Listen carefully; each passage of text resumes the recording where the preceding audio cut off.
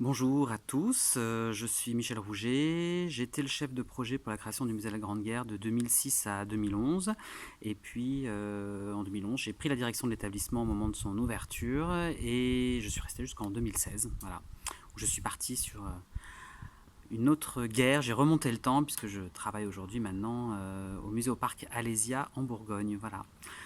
Donc, quand on m'a recruté en 2006, on m'a dit bah, écoutez, bonjour, voilà, il y a une collection de 50 000 pièces et documents, et je vous présente Jean-Pierre Vernet, le collectionneur. Et ben voilà, il faut faire un musée. Et bien j'ai dit bonjour Jean-Pierre, voilà. À l'époque, on s'appelait pas encore, je l'appelais pas encore mon biquet, c'est par la suite que je l'ai appelé mon biquet.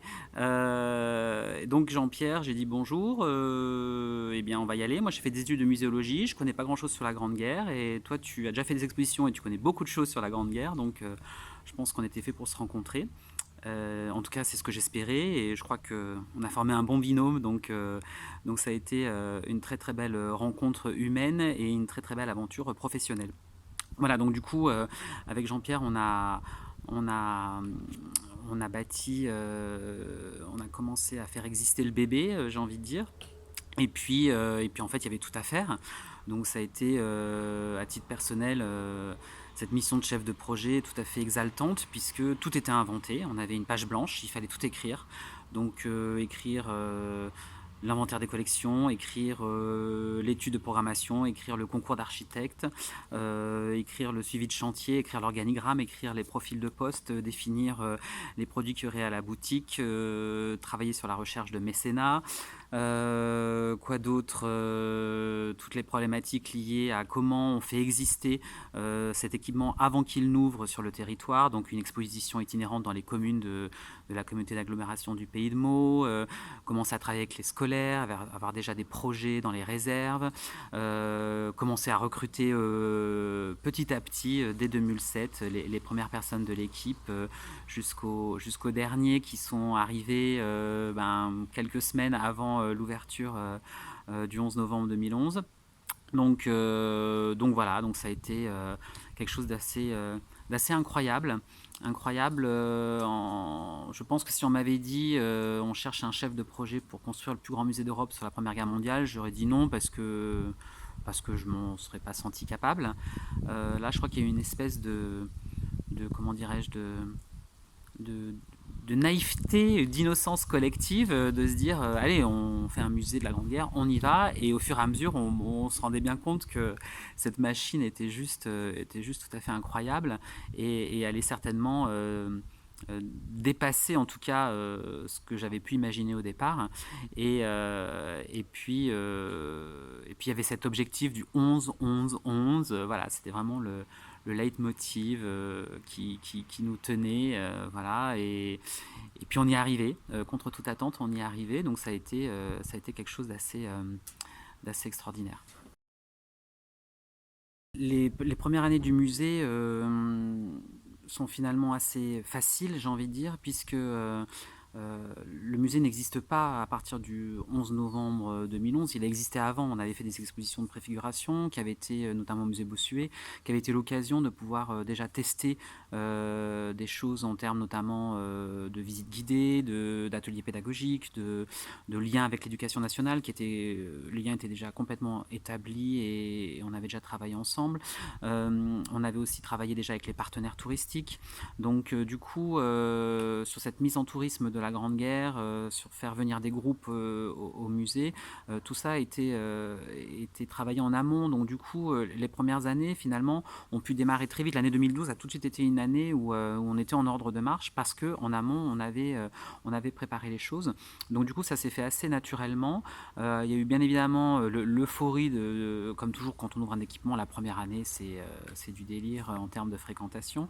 Et surtout avec un retour de la satisfaction des visiteurs qui est très important.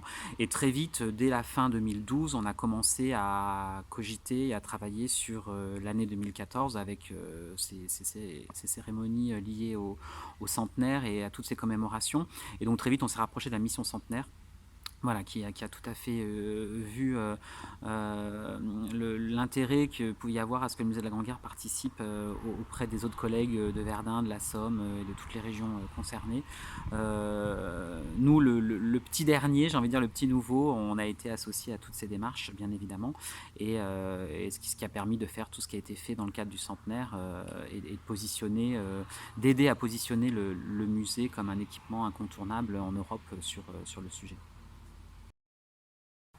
Un souvenir, non, je peux pas vous donner un souvenir, j'en ai des centaines de souvenirs. J'ai souvent pensé je me suis souvent dit qu'il fallait peut-être que j'écrive mes mémoires de 10 ans au musée de la Grande Guerre, 2006-2016, voilà, ma vie, mon œuvre et le musée.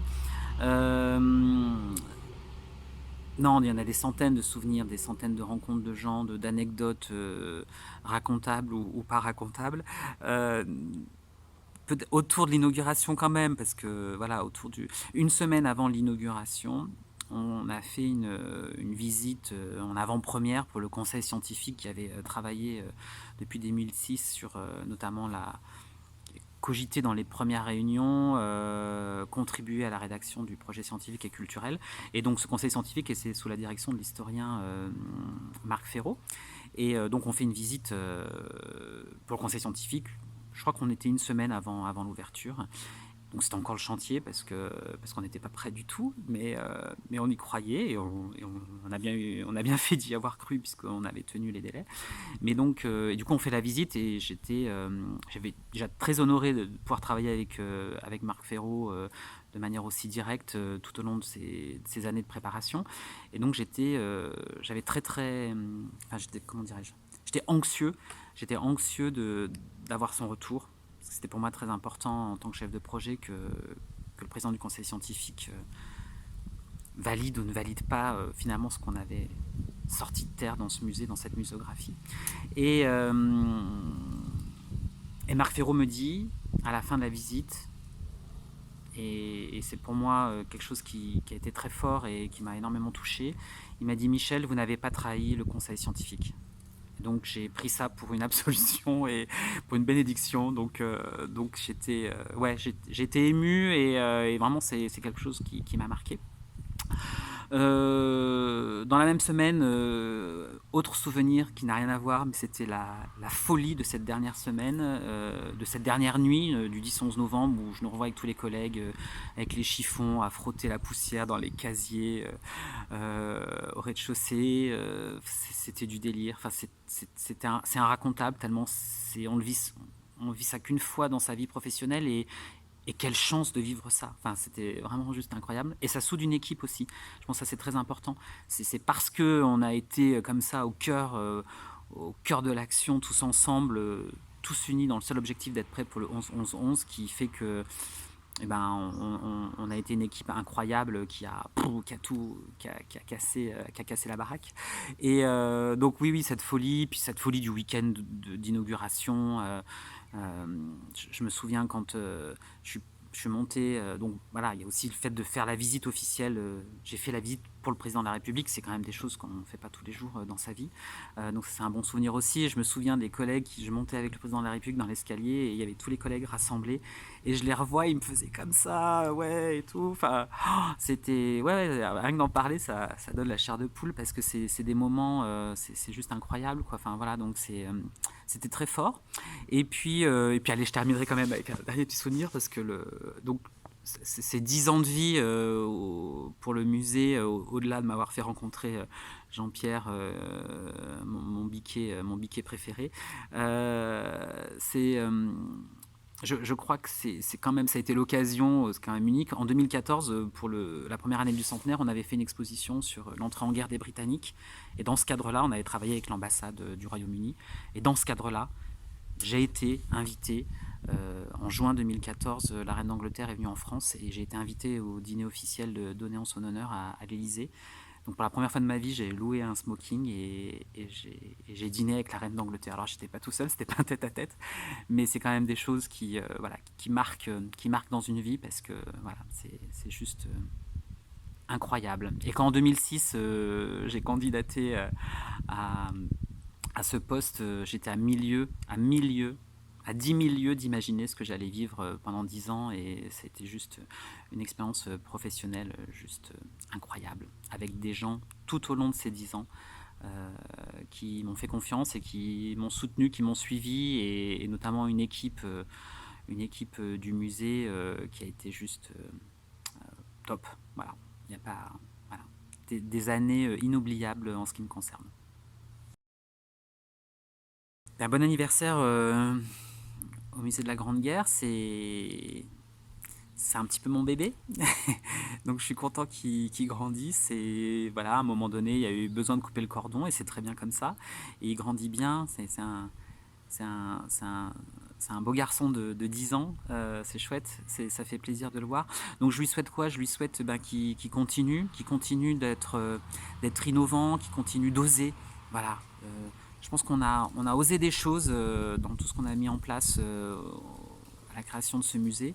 Et il faut continuer comme ça à oser. Je sais qu'il le fait, à être innovant, à imaginer des choses, à être le laboratoire qui peut expérimenter des choses en termes de culture, d'accès à la culture, d'accès à l'histoire, de transmission.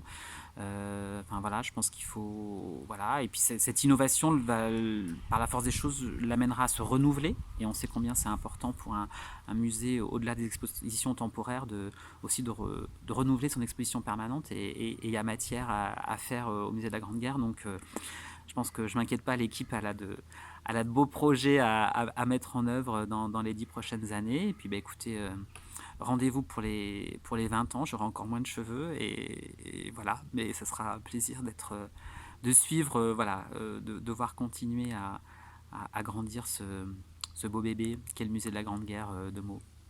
Bon anniversaire.